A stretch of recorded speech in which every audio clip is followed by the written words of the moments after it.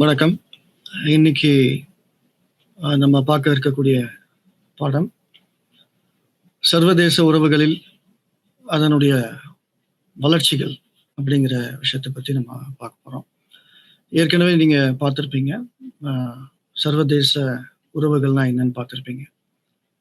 அது இரு நாடுகளுக்கு இடையேயான உறவுகள் அல்லது பல்வேறுபட்ட நாடுகளுக்கு இடையேயான உறவுகள் அப்படின்னு சொல்லிட்டு நீங்க பார்த்திருப்பீங்க.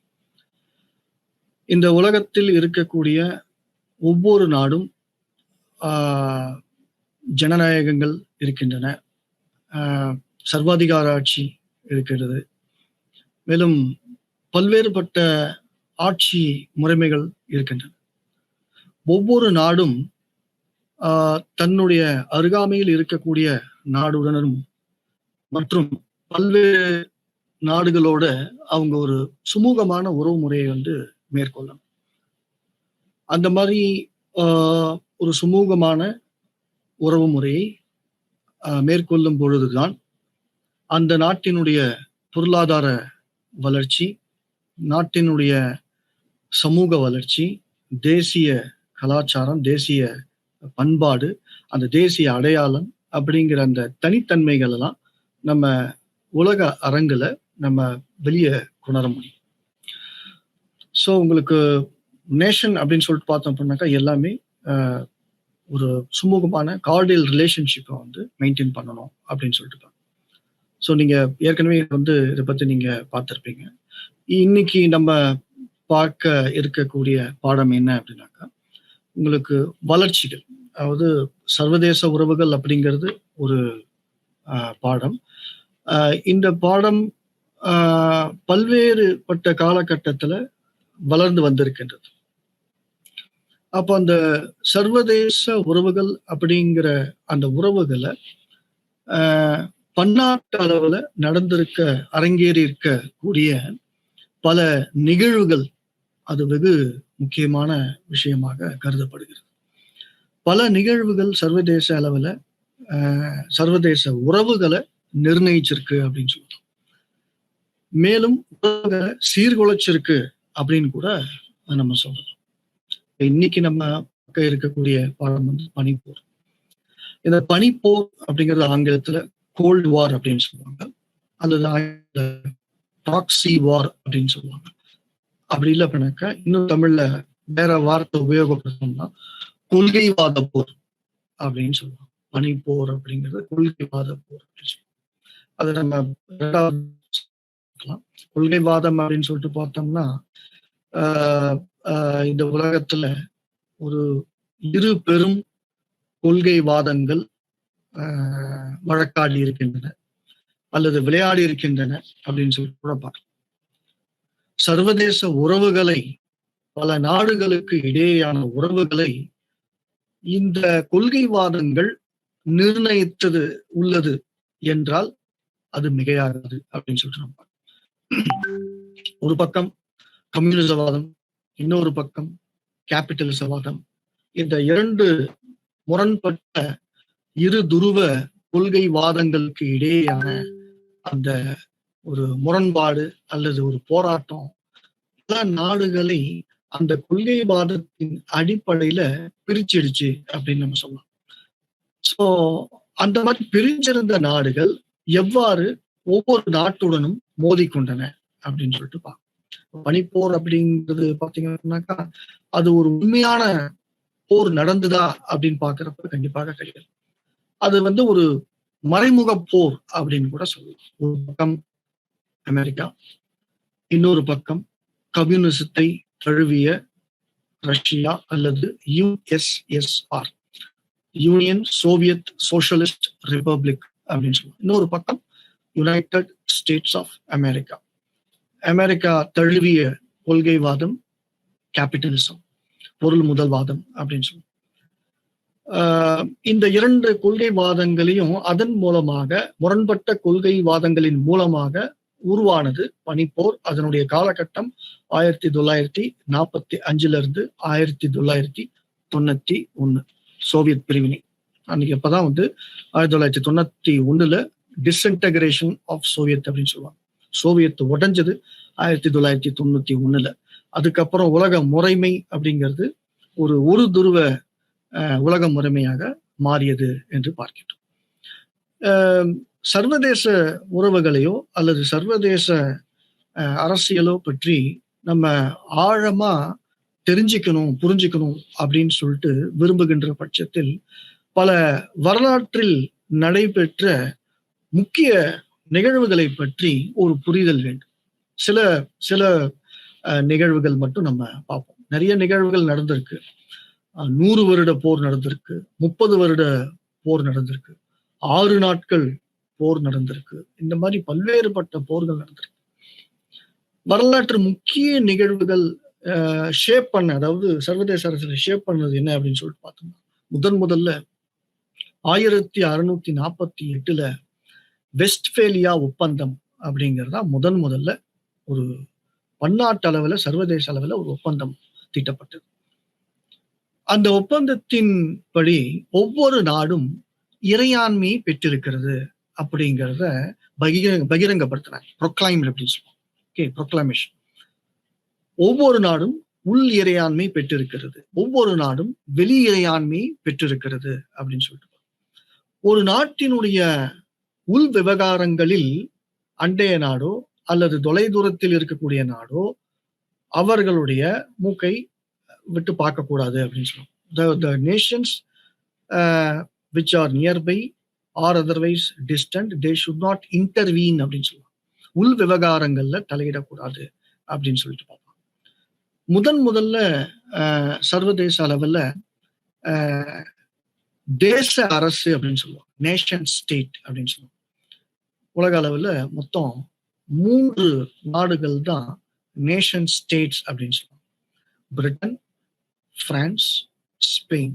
இந்த 3 தான் முதல்ல நேஷன் ஸ்டேட் அப்படின்னு சொல்லிட்டு சர்வதேச அளவுல ஒரு ப்ரொக்ளைம் ஆனிச்சு. ஸோ 1848, அதாவது 17வது நூற்றாண்டினுடைய மத்தியில வெஸ்ட்பேலியன் ஒப்பந்தம் கையெழுத்திடப்பட்டது.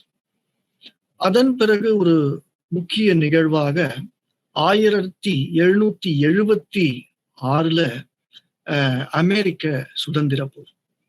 1789 அமெரிக்காவில் அரசியல் சாசன சட்டம் முறைமைப்படுத்தப்பட்டது. அதே ஆண்டு 1789 பிரெஞ்சு புரட்சி. சுதந்திரம், சமத்துவம், சகோதரத்துவம் அப்படிங்கிற 3 கருத்துக்கள் உலக அளவிலே பறைசாற்றப்பட்டது. வால்டேர் மற்றும் ரூசோ போன்ற தத்துவ ஞானிகளால் உருவாக்கப்பட்ட இந்த கருத்துக்கள் சுதந்திரம், சமத்துவம், சகோதரத்துவம். சமூக ஒப்பந்தம் அப்படிங்கிற ஒரு புத்தகத்தை எழுதியுள்ளார் ரூசோ. வால்டேர் பாத்தீங்க அப்படின்னாக்கா ஒரு தத்துவ ஞானி. அவரு பாத்தீங்க அப்படின்னாக்கா ஒரு சிறந்த தத்துவமாக, இந்த உலகத்தில் கடவுள் என்ற ஒன்று இல்லை என்றால் அது உருவாக்கப்பட வேண்டும் அப்படின்னு சொன்ன மிகச்சிறந்த ஒரு தத்துவ ஞானி. So 1789 French. 1815 இது வியன்னா ஒப்பந்தம், மிக முக்கியமான ஒப்பந்தம் சர்வதேச அளவில். அதன் பிறகு நீங்க பாத்தீங்க அப்படின்னாக்கா 1914 18 முதலாம் உலகப் போர். அதன் பின்பாக 1919 வெர்சைஸ் ஒப்பந்தம் கையெழுத்திடப்பட்டது. அதன் பிறகு 1918 1939 வரைக்கும் ஒரு 20 வருடங்கள். அதன் பிறகு 1939 1945 வரைக்கும் 2ஆம் உலகப் போர் நடைபெற்றது. ரெண்டுத்திலுமே உங்களுக்கு ஜெர்மனியுடைய ஆதிக்க சக்தி பல நாடுகளுக்கு இடையே அந்த வல்லரசு தன்மை ஆதிக்க உணர்வு ஸ்தம்பிக்க வைத்தது அப்படின்னு கூட சொல்லலாம். ஸோ 1945 மிக முக்கியமான தருணம், நிகழ்வு, வருடம்.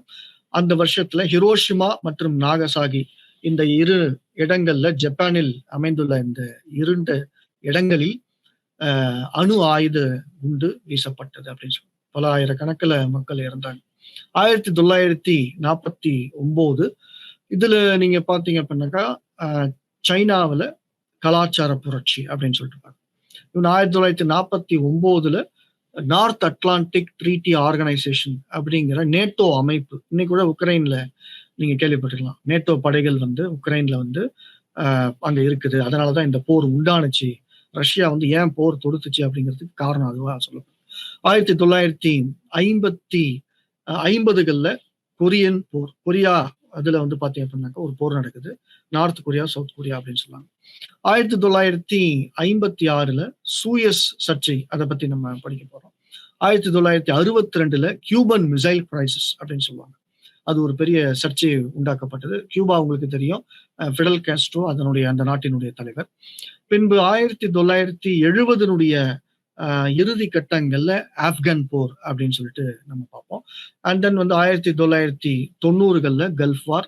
2001ல பார்த்தீங்க அப்படின்னாக்கா வேஜிங் வார் அகெயின்ஸ்ட் டெரரிசம், அதாவது அமெரிக்கா அந்த ட்வின் டவர்ஸ் தாக்கப்பட்டது அப்படின்னு சொல்லிட்டு 2001ல. 2008ல பார்த்தீங்கன்னா ஒரு குளோபல் ஃபினான்ஷியல் கிரைசிஸ் அப்படின்னு சொல்லுவோம். உலக நிதி நெருக்கடி அப்படின்னு. ஸோ இந்த மாதிரியான உலக நிகழ்வுகள், வருடங்கள் இதை தயவு செய்து மனதில் வைக்கும். சர்வதேச அரசியலை பற்றி ஒரு அருமையான ஒரு புரிதல் உங்களுக்கு வேண்டும்னா இந்த வருடங்கள், இந்த நிகழ்வுகளை கண்டிப்பா ஞாபகம் வச்சு. ஸோ நான் ஏன் இதை சொன்னேன் அப்படின்னாக்கா, திடீர்னு பனிப்போர் அப்படின்னு சொல்லிட்டு போய் நம்ம பேச போனோம் அப்படின்னாக்கா உங்களுக்கு புரியாது. தலையும் புரியாது, வாழும் புரியாது. அதனாலதான் வந்து பனிப்போருக்கு முன்பாகவும் பின்பாகவும் என்னென்ன நடந்திருக்கு அப்படின்னு. ஸோ இன்னைக்கு உங்களுடைய கிளாஸ்ல பாத்தீங்க அப்படின்னாக்கா ஒரு உலக முறைமை முன்னோட்டம் அப்படிங்கிறத நம்ம பார்க்கிறோம். இந்த உலகம் வந்து சர்வதேச அளவுல எப்படி ஒரு முறைமை இருக்கா, உலக சட்டம் அப்படிங்கிறது ஏதாவது இருக்கா, உலக அரசாங்கம் அப்படிங்கிறது ஏதாவது இருக்கா, அந்த மாதிரி இந்த உலக போக்குவரத்தை, இந்த உலகம் சம்பந்தப்பட்ட உறவுகளை கண்ட்ரோல் பண்றது, கட்டுப்படுத்துவது எந்த நாடு, அது மாதிரி உலக பொருளாதாரத்தை நிர்ணயிக்கக்கூடியது எந்த நாடு, உலகத்தில் இருக்கக்கூடிய பல்வேறுபட்ட நாடுகளில் அவர்களுடைய அந்த ஆட்சி மாற்றத்தை கொண்டு வருவது எந்த நாடு அப்படிங்கிறத நம்ம பார்க்க போறோம். அந்த குறிப்பிட்ட வல்லரசு நாட்டினுடைய எதிரிகள் யார் யாரு இப்படிங்கிறதெல்லாம் பத்தி ஒரு சுருக்கமான ஒரு பார்வையா உலக முறைமை அப்படின்னு சொல்லிட்டு பார்க்கிறோம். அதன் பிறகு உலக போர்கள் 1914 இருந்து 1918 வரைக்கும் உலக போர் 1, 1939 இருந்து 1945 வரைக்கும் 2ஆம் உலக போர் எப்படி நடைபெற்றது, அந்த நடைபெற்ற காரணங்கள் என்னென்ன, அதுல பங்கு பெற்ற முக்கியமான நாடுகள் என்ன, அந்த உலக போர் நடைபெற்றதற்கு அதனால் உண்டான பின் விளைவுகள் வந்து என்ன மாதிரியான பின் விளைவுகள் வந்து சர்வதேச உறவுகள்ல அதனுடைய தாக்கம் எப்படி இருந்தது, பாதிப்பு எப்படி இருந்தது அப்படின்னு சொல்லிட்டு பார்க்க போறோம். இருதுருவ கொள்கை அப்படின்னு சொல்லிட்டு இருக்கு. ரஷ்யா ஒரு பக்கம், அமெரிக்கா ஒரு பக்கம். இந்த 2 நாடுகளும் பாத்தீங்க அப்படின்னாக்கா உங்களுக்கு உலக அளவுல தங்களுடைய வல்லரசு தன்மையை வந்து எப்படி செயல்படுத்துறது அப்படின்னு சொல்லிட்டு 2 நாடுமே ட்ரை பண்ணிச்சு அப்படின்னு சொல்லிட்டு பார்க்கணும். நம்ம ஏற்கனவே நம்ம சொல்லியிருக்கோம் கேபிட்டலிசம், கம்யூனிசம் அப்படின்னு சொல்றது. கேபிட்டலிசம் அப்படிங்கிற கொள்கைவாதம் பாத்தீங்க அப்படின்னாக்கா லிபர்ட்டி, சுதந்திரம் அப்படிங்கிற அந்த கொள்கை அடிப்படையாக கொண்டது. கம்யூனிசம் அப்படிங்கிற அந்த கொள்கைவாதம் பாத்தீங்க அப்படின்னாக்கா சமத்துவம் அப்படிங்கிற கொள்கையை தழுவி நிற்கிறது அப்படின்னு சொல்லிட்டு பார்க்கிறோம். அதன் பிறகு அமெரிக்கா மற்றும் ரஷ்யா அவர்களுக்கு இடையேயான உறவுகள். அதன் பிறகு பாத்தீங்க அப்படின்னாக்கா நான் ஏற்கனவே சொல்லியிருந்தேன் இல்லையா, சூயஸ் சர்ச்சை, கொரியன் போர், கியூபன் ஏவுகணை சர்ச்சை, வியட்நாம் போர், ஆப்கான் போர், கல்ஃப் வார் அப்படின்னு சொல்லுவாங்க ஆங்கிலத்துல, வளைகுடா போர் அப்படின்னு சொல்லுவாங்க. அதன் பிறகு 1991ல சோவியத் டிஸ்இன்டகிரேஷன், அதாவது சோவியத் பிரிவினை அப்படின்னு சொல்லிட்டு நம்ம பார்க்கிறோம். ஸோ இதுதான் வந்து உங்களுக்கு இது ஒரு பாகம். 2வது பாகத்துக்கு நான் 2வது செஷன்ல நான் வரேன். ஸோ உலக முறைமை ஒரு முன்னோட்டம் அப்படிங்கிறதுல நம்ம எதை பார்க்க போறோம்னா, இந்த உலக அமைப்பு என்று பார்க்கின்ற போது இதுக்குன்னு ஒரு முறைமை இருக்கா அப்படின்னு சொல்லி. இந்த உலகத்துல பாத்தீங்க அப்படின்னாக்கா சர்வதேச அளவுல லேட்டஸ்ட் தகவல் பிரகாரம் 193 அல்லது 194 நாடுகள் இருக்கு, 7 கண்டங்கள் இருக்கு. அதுல வந்து சிறிய கண்டமாக ஆஸ்திரேலியா விளங்கிட்டு இருக்கு. இந்த மாதிரி இந்த 7 கண்டங்கள்ல ஒட்டுமொத்த பாப்புலேஷன், மக்கள் தொகை என்று பார்க்கின்ற பொழுது ஒரு 7.5 பில்லியன் பாப்புலேஷன் இருக்கு.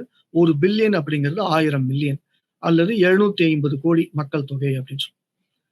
ஸோ இந்த 7 கண்டங்கள்ல அண்டார்டிகாவை விட்டுருங்க. அண்டார்டிகால வந்து இந்த சயின்டிபிக் எக்ஸ்பெடிஷன் அல்லது ஆராய்ச்சிக்கு உண்டா நேச்சுரல் கேஸுக்கா அப்படிங்கிற மாதிரிலாம் ஒரு ஆராய்ச்சிக்கு ஆர்டிக், அண்டார்டிக் அப்படின்னு சொல்லுவாங்க.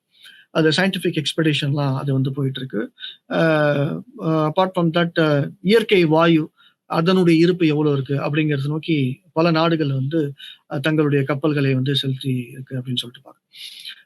மத்த கண்டங்கள், அதாவது இந்த சர்வதேச உறவுகள நம்ம புரிஞ்சுக்கணும் அப்படின்னு சொல்லிட்டு பார்த்தோம். எந்தெந்த கண்டங்களில் இருக்கக்கூடிய நாடுகளை பற்றி நாம தெரிந்து கொள்ள வேண்டும் என்று பார்க்கின்ற பொழுது, Asia, Africa, Latin America. Latin அமெரிக்காவ தென் அமெரிக்கா அப்படின்னு கூட சொல்லலாம். மேல இருக்கிறது நார்த் அமெரிக்கா. நார்த் அமெரிக்கால தான் யுனைட்டட் ஸ்டேட்ஸ் ஆஃப் அமெரிக்கா இருக்கு. வட அமெரிக்கா. அந்த அமெரிக்காவுல இருக்கக்கூடிய மாகாணங்கள் அல்லது மாநிலங்கள் என்று பார்க்கின்ற பொழுது மொத்தம் 50 இருக்கு. இந்தியாவுல 29 இருக்கு. ஸோ இந்த 3 கண்டங்கள் தான் பாதிக்கப்பட்டிருக்கு அப்படின்னு சொல்லிட்டு பார்ப்போம். Asia, Africa, Asia, Africa, Latin America அப்படின்னு சொல்லி.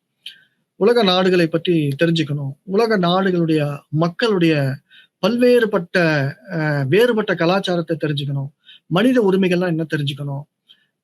ஏகாதிபத்தியம் பத்தி தெரிஞ்சுக்கணும். காலநில ஆதிக்கத்தம் பத்தி உங்களுக்கு தெரிஞ்சுக்கணும்.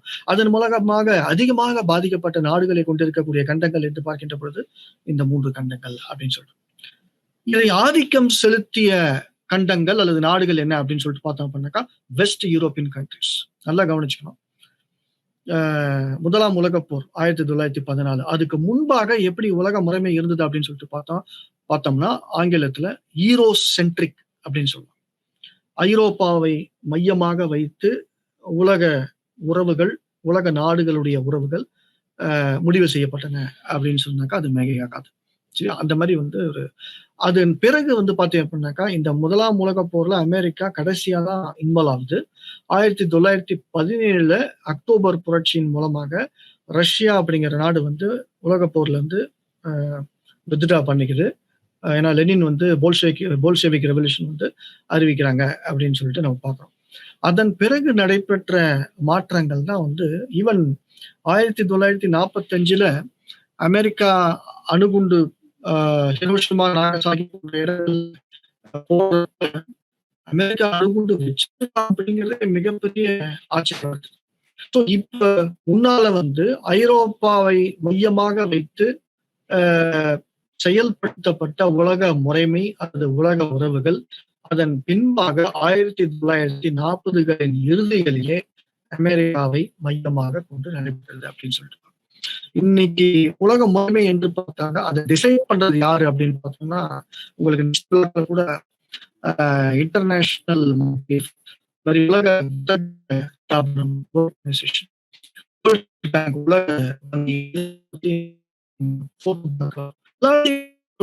கட்டுப்பாடுக்குள் வைத்திருக்கக்கூடிய அமெரிக்கா அப்படின்னு சொன்னாங்க. அது மிகையாகுது. ஈவன் அமெரிக்காவை எப்படி சொல்லலாம் அப்படின்னு பார்த்தோம்னா ஒரு குளோபல் போலீஸ்மேன் அப்படின்னு கூட நம்ம சொல்லலாம். அதான் சொல்லுவாங்க அமெரிக்காவுடைய கிரிட்டிக்ஸ் என்ன சொல்லுவாங்கன்னா ஐக்கிய நாட்டு சபையில மொத்தம் 193 மெம்பர்ஸ் இருக்காங்க. லாஸ்டா சேர்ந்த நாடு சவுத் சூடான் அப்படின்னு சொல்லிட்டு அந்த ஐக்கிய நாட்டு சபையை ஒரு சூப்பர் நேஷனல் ஆர்கனைசேஷன், ஒரு உலக லெவல்ல ஒரு பெரிய ஆர்கனைசேஷன், பெரிய அமைப்பு அப்படின்னு சொல்லிட்டு அந்த உலக அமைப்பினுடைய ஐக்கிய நாட்டு சபையினுடைய அந்த கொடியை எடுத்து பாருங்கள். அதன் பின்பாக நீங்கள் பார்க்கக்கூடிய கொடி எதுவென்றால் அமெரிக்காவின் கொடி இருக்கும். ஐக்கிய நாட்டு சபையினுடைய அதனுடைய செயல்பாடுகளுக்கு 30 விழுக்காடு நிதி எங்கிருந்து போகுது அப்படின்னு பார்த்தா அமெரிக்கா கிட்ட இருந்து தான் போகுது. அப்ப ஐக்கிய நாட்டு சபை எடுக்கக்கூடிய முடிவுகள், பாதுகாப்பு கவுன்சில் எடுக்கக்கூடிய முடிவுகள், பொது அசம்பிளி எடுக்கக்கூடிய முடிவுகள், இன்டர்நேஷனல் கோர்ட் ஆஃப் ஜஸ்டிஸ் எடுக்கக்கூடிய முடிவுகள் எது பக்கமா சார்ந்து இருக்கும் அப்படிங்கிறது உங்களுடைய அறிவுக்கு விருந்து. சரியா? அதாவது பணம் எங்க இருந்து போதோ அந்த நாடு சொல்லக்கூடிய விஷயங்கள் இது வரைக்கும் பாத்தீங்க அப்படின்னாக்கா கொரியன் போர் ஆகட்டும் அல்லது ஜெர்மன் போராகட்டும், ஜெர்மனுக்கு எதிராக இருக்கக்கூடிய முடிவுகளாகட்டும், ஆப்கானிஸ்தானுக்கு எதிராக இருக்கக்கூடிய முடிவுகளாகட்டும், சிரியாவுக்கு எதிராக இருக்கக்கூடிய முடிவுகளாகட்டும் அல்லது இந்தியாவுக்கு எதிராக இருக்கக்கூடிய முடிவுகளாகட்டும், ஈரான், ஈராக் போன்ற பல்வேறுபட்ட நாடுகள் அதிகமாக பாதிப்பு அடைந்தது யாரின் மூலமாக என்று பார்க்கின்ற பொழுது அது அமெரிக்கா அப்படின்னு சொல்லிட்டு நம்ம சொல்லலாம்.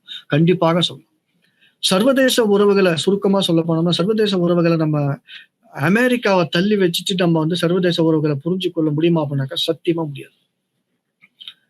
ஈவன் இன்னும் சொல்ல போனாக்கா international politics is nothing but America அப்படின்னு சொல்லலாம். அமெரிக்காவுடைய அரசியலை ஒயிட் ஹவுஸ்ல நடக்கப்பெறுகின்ற வெள்ளை மாளிகையில் நடக்கப்பெறுகின்ற அரசியலை நீங்க புரிஞ்சுட்டீங்க அப்படின்னாக்கா, உலகம் முழுக்க இருக்கக்கூடிய உறவுகளை நீங்க புரிஞ்சுக்கிட்டது equal.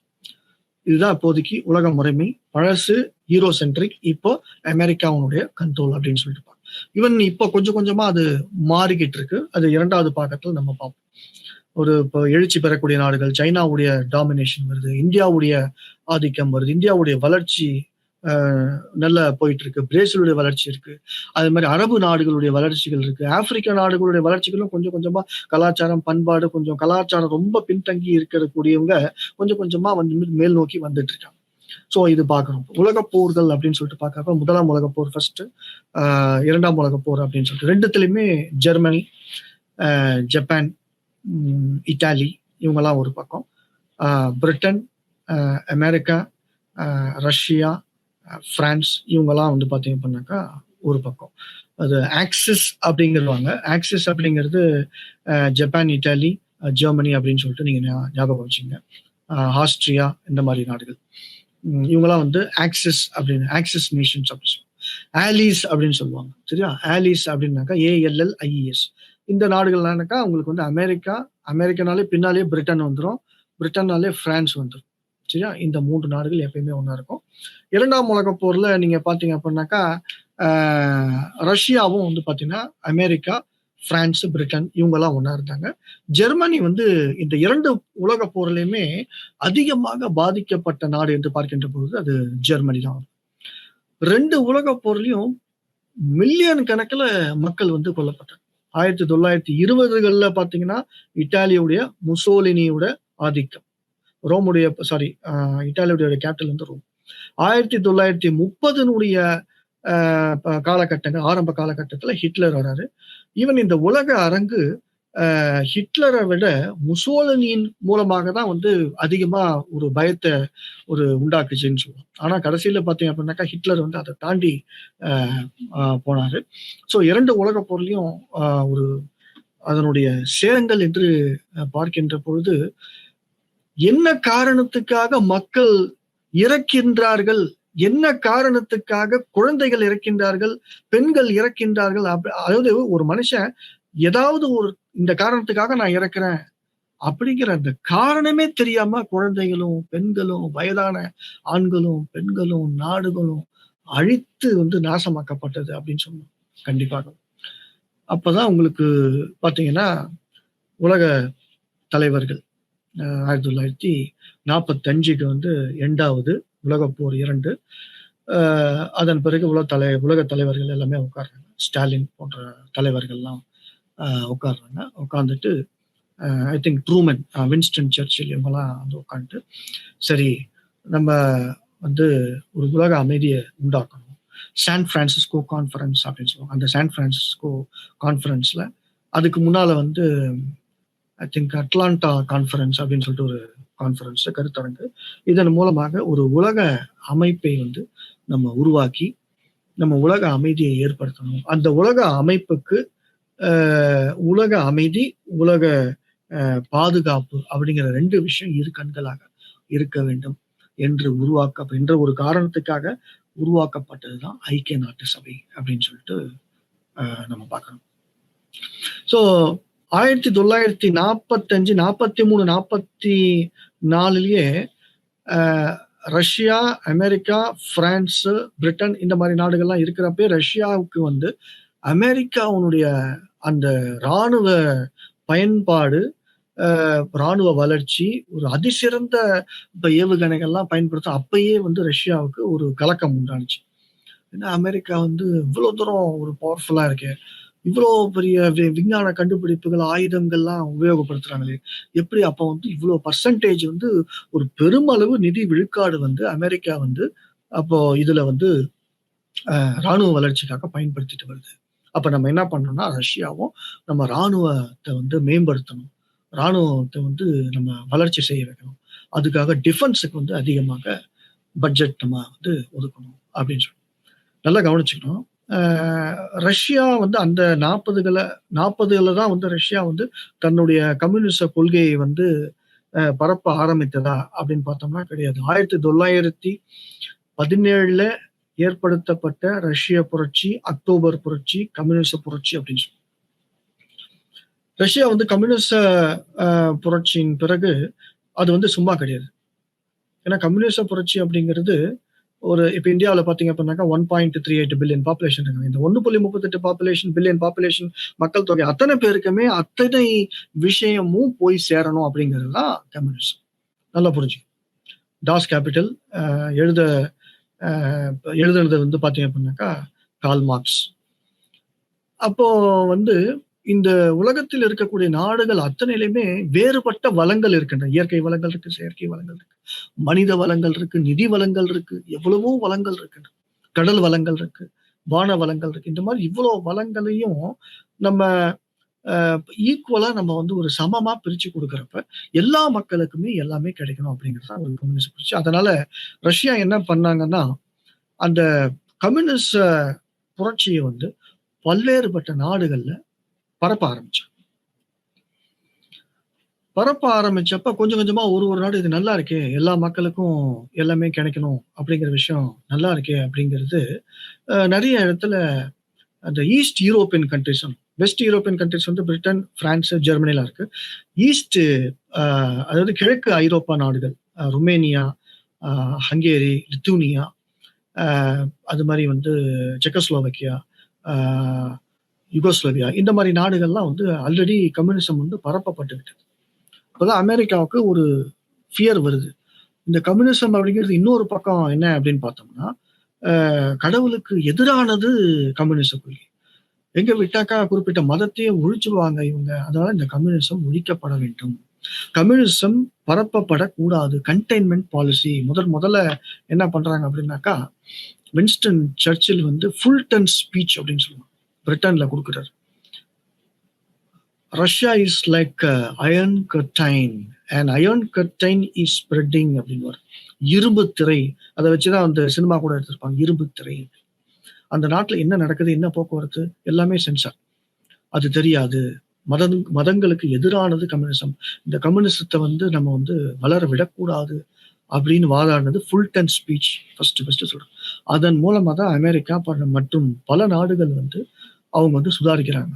ஆஹா, இந்த கம்யூனிசம் அப்படிங்கிற புரட்சி எல்லா நாடுகளிலும் பரவுற பட்சத்துல இந்த பணக்கார வர்க்கம் அப்படிங்கிறதே ஒழிந்திடும்.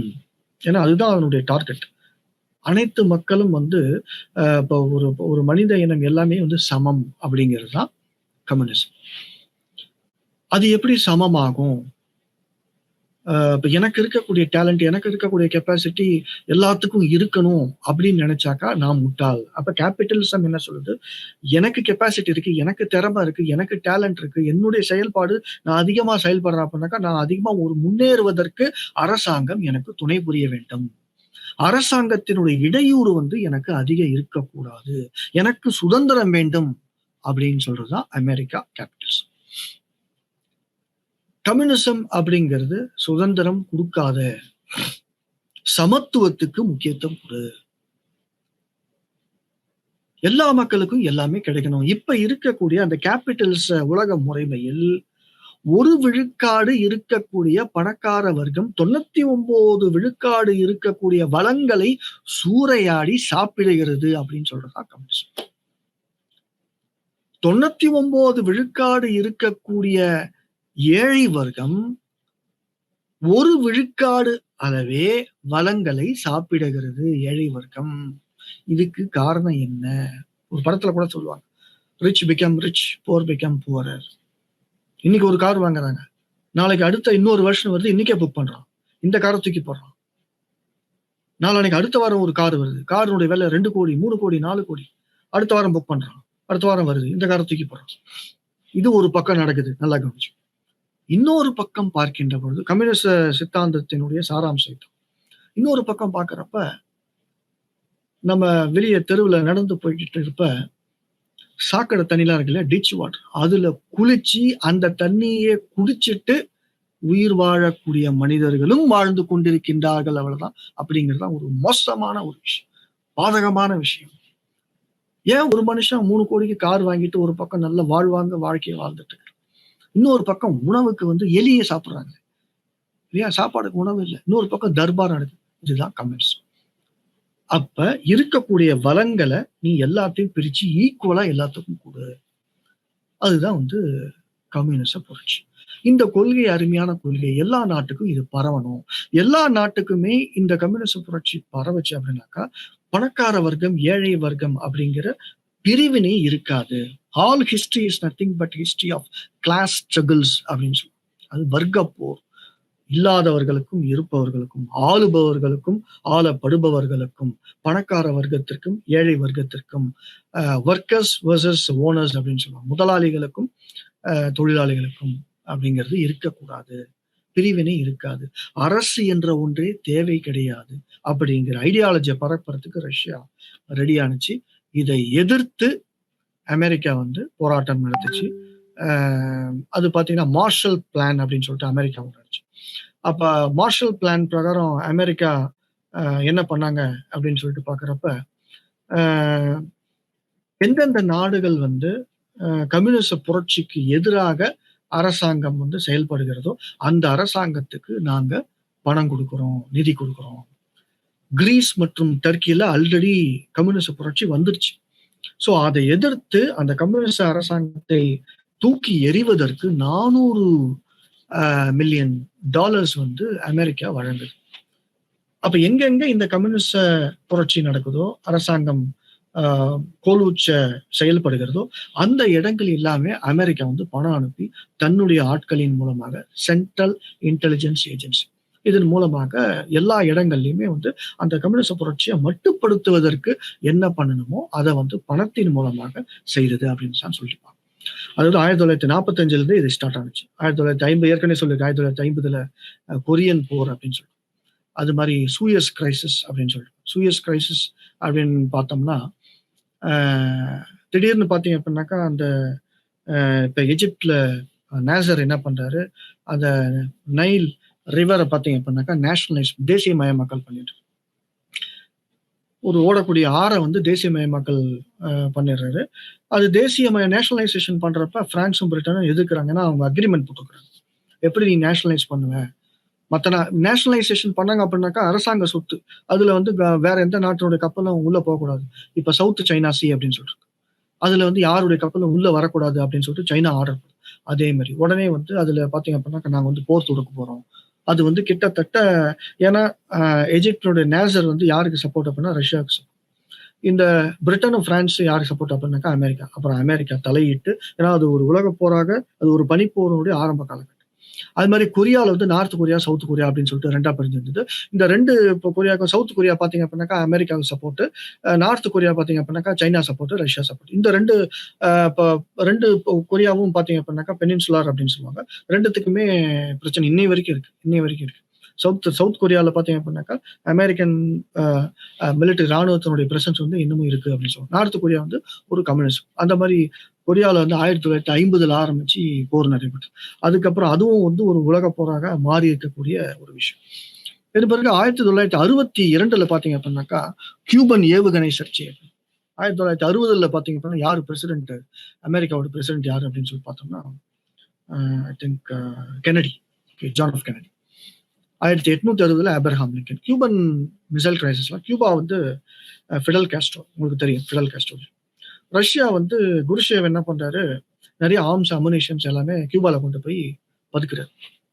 எல்லாம் வந்து பாத்தீங்க அப்படின்னாக்கா நியூக்ளியர் ஸ்டெட்டட், அது அணு ஆயுத ஸ்டெட்டடோட இருக்கக்கூடிய எல்லாத்தையும் கொண்டு போய் இருக்கிறாரு.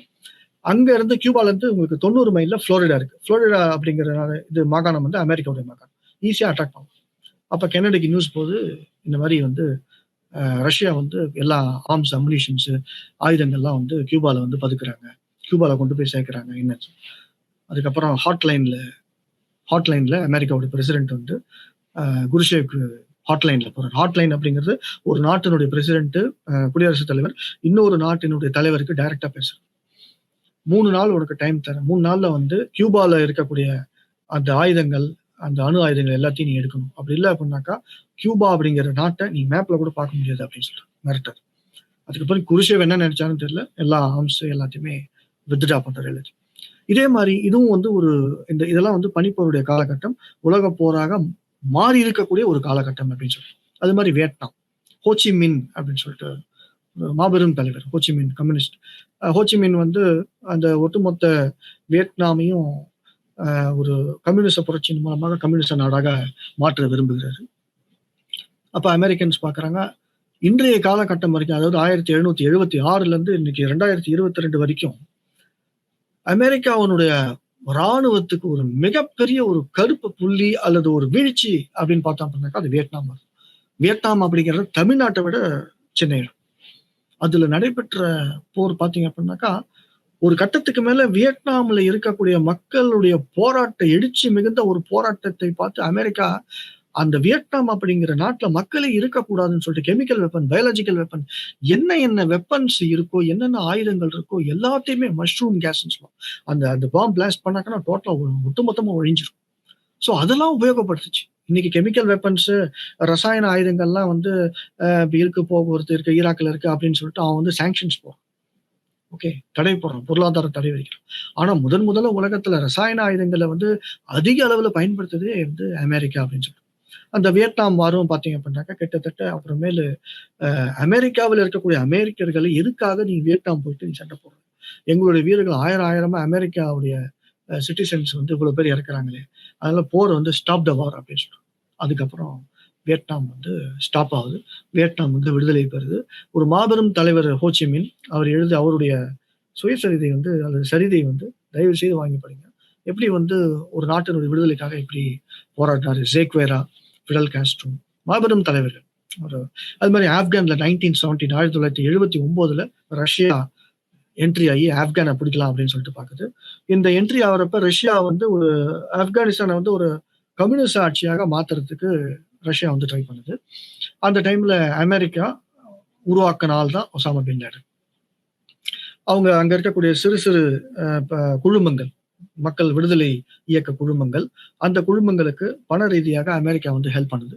ஹெல்ப் பண்ணிட்டு அந்த இடத்துல பாத்தீங்க அப்படின்னாக்கா ரஷ்யாவை ஓட விரட்டி அடிக்குது அப்படின்னு கூட சொல்லலாம். ஆப்கானிஸ்தான் போர் அதுவும் வந்து பாத்தீங்கன்னா பனிப்போருடைய ரஷ்யாவும், அதாவது இது எல்லாமே என்னன்னா ரஷ்யாவும் அமெரிக்காவும் கொள்கை வாதங்களின் மூலமாக இருவேறு துருவங்களாக இருக்கின்றன. இந்த 2 நாடுகளுமே டைரக்டா போர் புரியாம, ஆனா இந்த 2 நாட்டினுடைய பாதிப்பும் பல நாடுகள்ல நடைபெற்ற போருக்கு மறைமுகமாக இருந்திருக்கிறது அப்படின்னு சொல்லிட்டு. அது மாதிரி கல்ஃப் வார், ஈரானுக்கும் ஈராக்குக்கும் நடந்த கல்ஃப் வார் பார்த்தீங்கன்னா, அதுக்கப்புறம் 1991 கல்ஃப் வார் 2 அப்படின்னு சொல்லிட்டு பார்க்கணும். அதுல பாத்தீங்க அப்படின்னாக்கா ஈராக்குக்கு வந்து முதலாம் வளைகுடா போர்ல வந்து அமெரிக்கா சப்போர்ட் பண்ணுது ஈராக்குக்கு. இரண்டாவது பாத்தீங்க அப்படின்னாக்கா 2ஆம் வளைகுடா போர்ல, அதாவது 91 அரங்கி இருக்கக்கூடிய அந்த கல்ஃப் வார் பாத்தீங்க அப்படின்னாக்கா அமெரிக்காவுக்கும் ஈராக்குக்குமே நடந்தது. ஏன்னா ஈராக் வந்து கிட்டத்தட்ட குவைத்தை வந்து கேப்சர் பண்ணிட்டாங்க. எவ்வளவு வான் பண்ணி பார்த்தாங்க, கேட்கல. அது வந்து ஏன்னா வந்து ஒரு ரஷ்யா இருக்கக்கூடிய தைரியத்துல ஈராக், அதாவது அமெரிக்கா வந்து எந்தெந்த நாட்டை எதிர்க்குதோ அந்தந்த நாடுகள்ல அதை சப்போர்ட் பண்றதுக்கு யார், அதுக்கு ஆதரவு அளிக்கக்கூடிய நாடு எது அப்படின்னாக்கா ரஷ்யாவும் சைனாவும் இருக்கும். பிகாஸ் இந்த உலகத்துல இப்போதைக்கு பாத்தீங்க அப்படின்னாக்கா ரஷ்யாவும் சைனாவும் கம்யூனிஸ்ட் நாடுகள் அப்படின்னு சொல்லிட்டு. ஸோ இதுதான் உங்களுக்கு பனிப்போர் சம்பந்தப்பட்ட முக்கியமான நிகழ்வுகள் அப்படின்னு சொல்லிட்டு. அடுத்தது வந்து இந்த பனிப்போர் எப்படி முடிவு பெற்றுச்சு அப்படின்னு பார்த்தோம்னா, ரஷ்யாவில் மைக்கேல் கார்பச்சேவ் அப்படிங்கிறவரு அந்த கம்யூனிஸ்ட கொள்கையை கொஞ்சம் சிறிது தளர்த்தலாம் அப்படின்னு சொல்லிட்டு, சிறிது தளர்த்தலாம், ரொம்ப இரும்பு திரைன்னு சொல்றாங்க, மக்கள் வந்து சுதந்திர காற்றை அனுபவிக்க முடியல, அதனால நம்ம என்ன பண்ணலாம், ஒரு 2 பாலிசி அறிமுகப்படுத்துறாரு. கிளாஸ்நாட் மற்றும் பெரஸ்ட்ராய்கா. கிளாஸ்நாட் அப்படின்னாக்கா ஓப்பன்னஸ்ஸா இருக்கிறது, ஒரு திறந்த மனதோட இருக்கிறது. பெரஸ்ட்ராய்கா அப்படின்னு பார்த்தோம்னா அதோட ரஷ்யன் டேர்ம், அது ரீஸ்ட்ரக்சரிங் அப்படின்னு சொல்லிட்டு அர்த்தம். மறுசீராய்வு. அப்படி இதை வந்து என்னன்னா கம்யூனிசம் அப்படிங்கிற ஒரு ரொம்ப இறுகிய தன்மையா இருக்கு. இந்த 2 பாலிசி இன்ட்ரடியூஸ் பண்ண உடனே தளர்ந்து இருக்கலாம், மக்கள் சுதந்திரத்தை அனுபவிக்கலாம் அப்படின்னு. அப்படியே ரஷ்யாங்கிற மிகப்பெரிய நாடு 15 நாடுகளா பிரிஞ்சு தனித்தனியா. அதுல யுக்ரைன் வந்து ஒரு நாடு. உக்ரைனுக்கு வந்து ஒரு பிரச்சனை வருது, யுக்ரைன் வந்து தனக்கு வந்து கட்டுப்பட மாட்டிக்கலாம் அப்படிங்கிற காரணத்தினால், ஏன்னா உக்ரைன் அப்படிங்கிறது யூனியன் சோவியத் சோசியலிஸ்ட் ரிப்பப்ளிக் அப்படிங்கிற மாபெரும் நாட்டினுடைய ஒரு அங்கம். அதனாலதான் அவன் 3,00,000 ட்ரூப்ஸ் அனுப்புறான். ஏன் அனுப்புறான், உக்ரைனுக்கு அனுப்புறான் அப்படின்னு சொல்லிட்டு பார்த்தோம் அப்படின்னாக்கா, அங்க அமெரிக்காவோட நேட்டோ போர்சஸ் வந்து உக்ரைன்ல வந்து இருக்கணும் அப்படின்னு சொல்லிட்டு அமெரிக்கா விரும்புது. இந்த போர அழகா ஒரே ஒரு ஆள் தடுத்து நிறுத்திடலாம். அமெரிக்கன் பிரசிடென்ட் ஜோ பைடன் வந்து அவர் ஒரு வார்த்தை, இல்ல வந்து நேட்டோல உக்ரைன் வந்து இருக்க வேணாம், ஜாயின் பண்ண வேணாம். நேட்டோ ஃபோர்ஸ் வந்து நேட்டோ அமைப்பினுடைய அந்த ராணுவம் வந்து அங்க இருக்க வேணாம். உக்ரைன் வந்து நேட்டோல ஜாயின் பண்ண வேணாம் அப்படின்னு ஒரு வார்த்தை விட்டிருந்தாரு அப்படின்னாக்கா, இந்த அளவுக்கு இவ்வளோ போர் நடைபெற்று இருக்காது. ரஷ்யாவும் உள்ள போயிருக்காது. ஆனா இன்னைக்கு பாத்தீங்க அப்படின்னாக்கா, ரஷ்யா வந்து ஒரு ஒரு தவறான விதத்துல சித்தரிக்கப்பட்டிருக்கு அப்படின்னு சொல்லி. இதுதான் யுஎஸ்எஸ்ஆர் பிரிவினை. இன்னைக்கு பாத்தீங்கன்னா, அந்த யுஎஸ்எஸ்ஆர் அப்படிங்கிற மாபெரும் சாம்ராஜ்யம் ரஷ்யா அப்படிங்கிறது தனியா, கம்யூனிச நாடு அப்படின்னு சொல்லிட்டு. சைனா கம்யூனிச நாடு, கியூபா கம்யூனிச நாடு. இன்னும் சில அ சவுத் அமெரிக்கா, அதாவது லாட்டின் அமெரிக்காவுல சில நாடுகள் கம்யூனிஸ்ட் இதுல இருக்கு. ஸோ இதன் பிறகு வந்து பனிப்போருக்கு பின் அப்படின்னு சொல்லுவோம். 1945ல இருந்து 91 வரைக்கும் பாத்தீங்க அப்படின்னாக்கா உங்களுக்கு டோட்டலா வந்து இருதுருவ கொள்கை அப்படின்னு சொல்லுவாங்க. 91ல அது இருதுருவ கொள்கைனா ரஷ்யா ஒரு பக்கம் கம்யூனிசம், அதற்கு கீழே பல நாடுகள். அமெரிக்கா ஒரு பக்கம் கேபிட்டலிசம், அதுக்கு கீழே பல நாடுகள். இதுல முக்கியமான ஒரு இந்தியாவுடைய ரோலும் இருக்கு. இந்தியா என்ன பிளே பண்ணுச்சுன்னா, ரஷ்யாவுக்கும் நாங்க ஜாயின் பண்ணல, அமெரிக்காவுக்கும் ஜாயின் பண்ணல. நாங்க தனியா இருக்கிறோம். அணி சேரா இயக்கம் அப்படின்னு சொல்லிட்டு ஒரு இயக்கத்தை ஸ்டார்ட் பண்ணி நேருடைய தலைமையில டிட்டோ, நேசர். டிட்டோ வந்து பாத்தீங்க அப்படின்னாக்கா யுகோஸ்லாவியாவுடைய தலைவர், நேசர் வந்து எஜிப்டோட தலைவர். இந்த 3 பேரும் சேர்ந்து அணிசேரா இயக்கம் அப்படின்ற ஒரு இயக்கத்தை ஆரம்பிச்சு, அதன் பின்னாக ஒரு பல 50க்கும் மேற்பட்ட நாடுகள் அந்த இயக்கத்துல ஸ்டார்ட் பண்ணி, இன்னும் அணிசேரா இயக்கம் அப்படிங்கிற அந்த இயக்கம் இல்லைன்னா கண்டிப்பாக 3ஆம் உலகப் போர் வந்திருக்கும் அப்படின்னு சொல்லி. ஸோ பனிப்போருக்கு பிறகு அப்படின்று பார்க்கின்ற பொழுது உங்களுக்கு என்ன அப்படின்னாக்கா, ஒரு துருவ கொள்கை அப்படின்ட்டு நம்ம சொல்றோம். ஒரு துருவ கொள்கை அப்படின்னு சொன்னாக்கா என்னன்னா, ஒரு அமெரிக்காவுடைய ஆதிக்கம். இப்ப எப்படி இருக்கு? அதாவது 2001ல பாத்தீங்க அப்படின்னாக்கா உங்களுக்கு ஆ அமெரிக்காவுடைய ஆதிக்கம் அதிகமா இருக்கு. இப்ப இந்த காலகட்டத்துல எப்படி இருக்கு அப்படின்னு சொல்லிட்டு பார்த்தோம்னா, ஒரு பலதுருவ கொள்கை அப்படின்னு கூட சொல்லலாம். பலதுருவ கொள்கை அப்படின்னு சொல்லி. எப்படி வந்து பலதுருவ கொள்கை அப்படின்னாக்கா, பல நாடுகள் வந்து வளர்ச்சி பெற்று வருது. பொருளாதார வளர்ச்சி பெற்று வருது. அது மாரி வந்து ராணுவ வளர்ச்சி பெற்று வருது. நெறைய வந்து பார்த்தீங்கன்னா, பர்ச்சேசிங் கெப்பாசிட்டி அதிகமாகுது. நெறைய உற்பத்தி பண்றாங்க அப்படின்னு. இப்ப 2வது பாகத்துக்கு நம்ம வருவோம். பனிப்போருக்கு முடிஞ்சிருச்சு. 1991 பனிப்போர் அப்படிங்கிறது கான்செப்ட் முடிஞ்சிருச்சு. எப்படி முடிஞ்சது அப்படின்னு சொல்லிட்டு கேட்கிறப்ப, அவங்களுக்கு வந்து சோவியத் டிஸ்இன்டகிரேஷன் அப்படின்னு சொல்லிட்டு பார்த்தோம். அதன் பிறகு இன்னும் அதுக்கு முன்பாகவே ஒரு அறிவிப்பு வந்து 1989ல ஜெர்மனி 2ஆ இருந்தது. West Germany, east Germany. அவங்களுக்கு நடுவுல ஒரு வால் கட்டியிருந்தாங்க. ஒரு பெரிய சுவர் வந்து கட்டியிருந்தாங்க. அந்த சுவர உடைச்சாங்க ஜெர்மன் மக்கள். எங்கள பிரிக்காதீங்க, ஜெர்மன் மக்கள பிரிக்காதீங்க. இது பிரிச்சது யாரு அப்படின்னாக்கா, அமெரிக்காவும் ரஷ்யாவும் தான் பிரிச்சது. அவங்களுடைய சுய லாபத்துக்காக அந்த மக்கள் பிரிச்சு. அதாவது நல்லா கவனிச்சீங்கன்னா, உலகப்போர் 2ஆம் போர் முடிஞ்ச உடனே எல்லா நாடையும் வந்து பிரிச்சு, பிரிச்சு பங்கு போட்டு எடுத்து சாப்பிட ஆரம்பிச்சுட்டாங்க. இந்த உலகத்துக்கு பிரிவினைக்கு காரணமே அமெரிக்காவும், ரஷ்யாவும் தான். கண்டிப்பா. 1991க்கு அப்புறம் ரஷ்யா வந்து ஒரு காம்படிட்டரா இல்ல. அப்ப என்ன ஆகுது அப்படின்னாக்கா, அமெரிக்கா வந்து it has become world super power. So அப்பதான் உங்களுக்கு 2001ல அமெரிக்காவினுடைய அவங்களுடைய ஒரு கொள்கை திட்டம், அவங்களுடைய அந்த இன்டர்நேஷனல் மானிட்டரி ஃபண்ட்ல அவங்களுடைய ஒரு பின்பலம், ஐக்கிய நாட்டு சபையின் உள்ள அவங்களுடைய ரோலு, தன்னிச்சையான முடிவுகள், அதனுடைய ஆதிக்க சக்தி அதிகமா இருந்தனால தான் இஸ்லாமிய தீவிரவாதம் தலை தூக்க ஆரம்பிச்சது. பல நாடுகள்ல ஈராக்க சதாம் ஹுசைனை வந்து தூக்கல போட்டது. அது மாதிரி உங்களுக்கு பார்த்தீங்க அப்படின்னாக்கா, இந்த பாகத்துல வந்து அமெரிக்கா ஆதிக்க சக்தி, ரஷ்யா வந்து இப்ப கொஞ்சம் கொஞ்சமா மீண்டு எழுந்துட்டு இருக்கு. சைனா பார்த்தீங்க அப்படின்னாக்கா, ஒரு எமர்ஜிங் பவர். வூஹான் மாகாணத்திலிருந்து இப்ப வைரஸ உருவாக்கி அது முன்பாகவே ஒரு ஒரு சினிமா படத்துல கூட காட்டியிருப்பாங்க. சைனால இருந்து எப்படி ஒரு வைரஸ் வருது அப்படின்னு சொல்லிட்டு ஒரு படம். அந்த படம் 8, 9 வருஷம் கழிச்சு உண்மையாகவே உலக மக்கள் தொகை, ஒட்டுமொத்த மக்கள் தொகையுமே வந்து கட்டி போட்டுருச்சு கொரோனா அப்படின்னு. ஸோ இந்தியா வந்து ஒரு எமர்ஜிங் பவர் அப்படின்னு சொல்லிட்டு பார்க்குறோம்.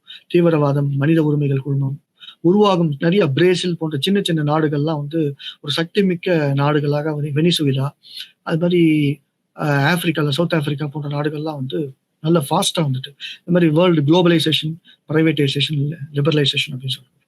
அப்புறம் இப்போதைக்கு எப்படி இருக்கு உலக முறைமை அப்படிங்கிறது தான் நம்ம. அமெரிக்காவுடைய ஆதிக்க சக்தி பத்தி நிறைய தெரிஞ்சுக்கணும் அப்படின்னு சொல்லிட்டு பார்த்தோம்னா, உங்களுக்கு நீங்க கண்டிப்பாக படிக்க வேண்டிய புத்தகம் வந்து டாலர் டிப்ளமசி அப்படின்னு ராகவன் எழுதியிருக்கிறார். எப்படி வந்து ஈவன் சொல்ல போனாக்கா, ஆப்பிரிக்கா கண்டத்துல இருக்கு. இன்னைக்கு அமெரிக்கா ஒரு பெரிய அளவுக்கு சூப்பர் பவரா இருக்கு, வல்லரசு நாடா இருக்கா அப்படின்னு சொல்லிட்டு பார்த்தோம்னா, அதுக்கு மிக முக்கியமான காரணம் வந்து கருப்பினத்தவர்கள் என்று சொன்னாக்கா அது மிகையாகாது. $3 அதாவது $3 எவ்வளவு? ரூ. 350 ரூ. 250 ஒரு ஆள் விற்கப்படுறான். பெண் அப்படின்னாக்கா ரூ. 150 இந்தியன் மணில ரூ. 150 விற்கப்படுறான். பிளாக்ஸ் வந்து விற்கப்படுறாங்க. அமெரிக்கா பண்ணையில வேலை செய்யறது. 24 மணி நேரத்துல 23 நேரம் உழைப்பு, உழைப்பு, உழைப்பு. இன்னைக்கு அமெரிக்கா வந்து பெரிய வல்லரசு அப்படின்னாக்கா, அது ஆப்பிரிக்காவில் இருந்து இறக்குமதி செய்யப்பட்ட பொருட்களை இறக்குமதி செய்யல. நல்லா புரிஞ்சுக்கணும். மனிதர்களை இறக்குமதி செஞ்சாங்க. ஏன்னா சாப்பிடறதுக்கு உணவு இல்ல. அவர்கள் செய்த பணி, அவர்கள் 24 மணி நேரம் உழைத்த உழைப்பு தான் இன்னைக்கு அமெரிக்கா வல்லரசா நிக்குது. இது மட்டும் கிடையாது. பிரிட்டன் இன்னைக்கு வல்லரசா இருக்கு. பிரான்ஸ் இன்னைக்கு வல்லரசா இருக்கு அப்படின்னாக்கா, இது எல்லாமே பார்த்தீங்க அப்படின்னாக்கா, எக்ஸ்ப்ளாய்டேஷன் ப்ராசஸ். இதுக்கு மிக முக்கியமாக 2 கொள்கைத்துவம் இருக்கு. ஏகாதிபத்தியம், காலனியல் ஆதிக்கம் அப்படின்னு சொல்லிட்டு சொல்லுவாங்க. இத நம்ம அடுத்து வரக்கூடிய கிளாஸஸ்ல நம்ம பார்ப்போம். சோ இன்னைக்கு வந்து பார்த்தீங்க அப்படின்னாக்கா 2000ல இப்ப வந்து பலதுருவ கொள்கை. படிப்போருக்கு பின்பாக அமெரிக்காவுடைய ஆதிக்க சக்தி அதிகமா இருக்குது. பல நாடுகள்ல என்ன பண்ணுச்சு அப்படின்னாக்கா, ஆட்சிகளை வந்து கலைத்து தனக்கு வேண்டிய ஆட்களை ஆட்சியில் அமர்த்திய ஒரு பெரும் பங்கை வகித்தது யுனைடெட் ஸ்டேட்ஸ் ஆஃப் அமெரிக்கா அப்படின்னு சொல்லி. அதுதான் சொல்லிட்டேனே. சர்வதேச உறவுகளை வந்து நீங்க சரியான ஒரு புரிஞ்சுக்கணும் அப்படின்னாக்கா, அமெரிக்காவை நீங்க படிச்சிட்டீங்கன்னா அதுவே போதும் அப்படின்னு சொல்லி. ஸோ இன்னைக்கு பார்த்தீங்க அப்படின்னாக்கா 2008ல ஒரு உலக நிதி நெருக்கடி வருது. அந்த நிதி நெருக்கடி வர்றப்ப பார்த்தீங்கன்னா, அமெரிக்காவில் மாபெரும் நாடு, பெரிய வல்லரசு, ராணுவத்துல பயங்கரமான வளர்ச்சி, முதல்ல அணு ஆயுதத்தை கண்டுபிடிச்ச ஒரு நாடு. 13 பேங்க் மூடுறான் அமெரிக்காவில். அப்பயே எல்லாம் கண்டுபிடிச்சிட்டாங்க. கேபிட்டலிசம் அப்படிங்கிற கொள்கையில ஏதோ பிரச்சனை இருக்கு அப்படின்னு சொல்லி. அப்போ நிறைய வல்லுநர்கள் என்ன கருத்து தெரிவிச்சாங்கன்னா, ரஷ்யா பார்த்தீங்க அப்படின்னாக்கா கம்யூனிசம் எல்லாத்துக்கும் வரணும், ஆட்சி முறைமையா வரணும். அது வந்தது அப்படின்னாக்கா கண்டிப்பா. இப்ப ஸ்லோவா பார்த்தீங்கன்னா, ஒரு ரஷ்யாவுடைய ஒரு சக்தி பார்த்தீங்க அப்படின்னாக்கா கொஞ்சம் கொஞ்சமா இப்ப இந்த உக்ரைன் போர்லயே போர் வருது அப்படின்னு சொல்லிட்டு இருந்தோம். ஆனா இதுல டைரக்டா நீங்க ஒண்ணு கவனிச்சீங்கன்னா, அதுதான் அமெரிக்காவுடைய நரித்தந்திரம். நீ போரை வந்து நீ ஏற்படுத்த நாங்க பார்த்துக்கிறோம் அப்படின்னு சொல்லிட்டு பின்புலமா இருந்துட்டு கடைசியில நேட்டோ வந்து அப்ராணியா வந்து பார்த்தீங்கன்னா அனாதையா உக்ரைனை வந்து விட்டுருச்சு வந்து பார்த்தீங்கன்னா.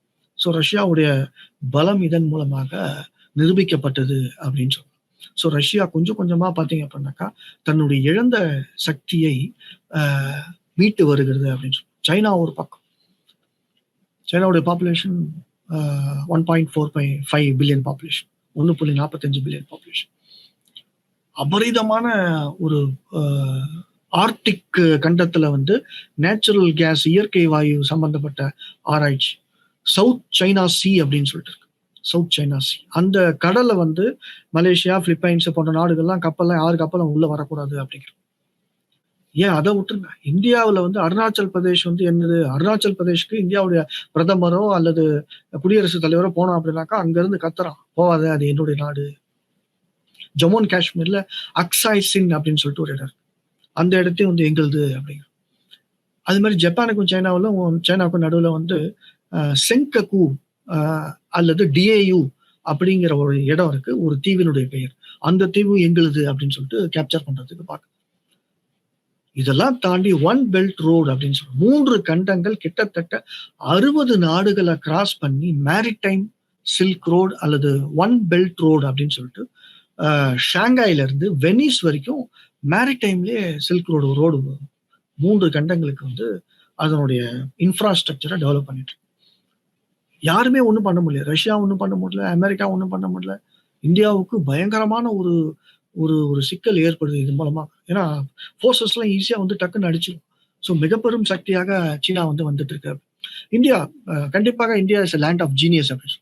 இந்தியாவினுடைய அறிவுத்திறன், இந்தியர்களுடைய அறிவுத்திறனை கண்டிப்பா யாராலுமே பாருங்க. ஆஸ்கார் அவார்டு உலகத்தில் 193 நாடுகள்ல ஒரு ஒரு இப்போ இசைக்கு வந்து ஆஸ்கார் அவார்டு வந்து ஒரு இந்தியனுக்கு, ஒரு தமிழ்நாட்டால கொடுத்துருக்காங்க அப்படின்னாக்கா எந்த அளவுக்கு ஒரு ஜீனியஸ்னஸ் இருக்கும்.